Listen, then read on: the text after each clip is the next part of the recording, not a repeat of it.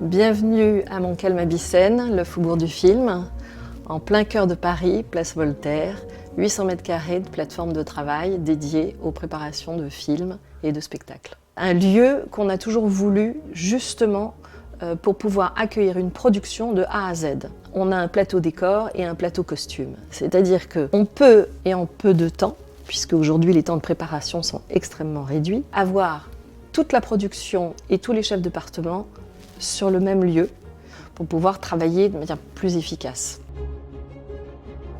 Concernant la problématique des costumes en fin de tournage, le contemporain, soit la production décide de les garder et les stocke dans des hangars, soit ils sont donnés aux associations, ce que je pratique moi énormément, c'est-à-dire qu'on a une association qui s'appelle le MIA et qui, 2 fois par an, récupère des costumes, les vendent et avec cet argent, ils peuvent créer des repas et partir en maraude pour distribuer aux gens qui sont dans la précarité. Concernant les costumes d'époque, soit ça a été vu avec un loueur qui les a fabriqués en première location et auquel cas il les récupère en fin de tournage, soit c'est revendu à d'autres maisons de location de costumes, ils restent dans des hangars, ça dort pendant des années et on ne sait pas trop ce qu'ils deviennent. Ici, on a créé le Conservatoire européen du costume, qui est un centre de formation de restauration de costumes.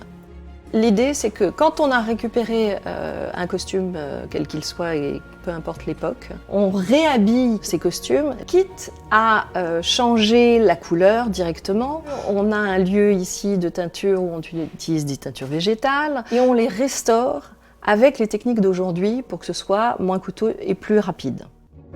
Toute cette récupération de costumes contribue à plusieurs choses, c'est-à-dire d'une part pour les productions, on leur fait faire des économies, puisqu'on réutilise des choses qui ont déjà existé, et puis ça fait partie de cette économie circulaire.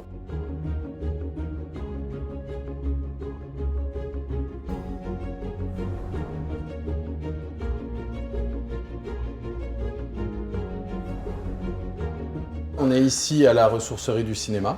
Nous sommes donc 3 fondateurs, Karine de Polignac, William Abello et moi-même, Jean-Roch Bonin. Via le groupe Ecodeco, on a lancé ce projet de ressourcerie qu'on a ouvert maintenant depuis le 1er décembre. On est sur Bagnolet, limite Montreuil.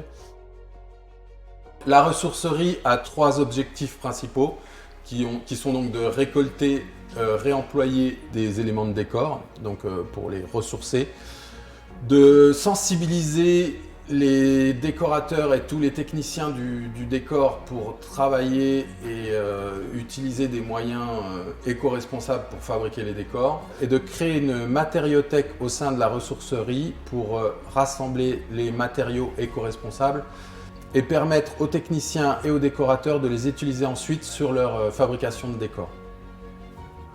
Dernièrement, on a fait une première collecte grâce à une production qui a bien voulu jouer le jeu. Il y avait environ une 15aine de tonnes de décors qui allaient être mis en déchetterie. Et nous, on est intervenu au moment du démontage pour récupérer environ 7 tonnes de ces éléments de décor qui nous ont permis de démarrer la ressourcerie sur une économie circulaire, puisque ces éléments repartent directement sur des lieux de tournage en Île-de-France.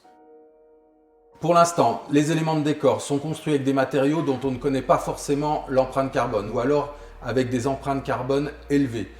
Nous voudrions, via la matériothèque, trouver les matériaux avec des empreintes carbone les plus basses pour ainsi construire des éléments de décor qui soient réutilisables, éco-responsables, avec une empreinte carbone proche de 0. Le but du jeu étant de faire avancer, de faire évoluer les choses, évoluer les pratiques pour aller vers des fabrications de films complètement éco-responsables.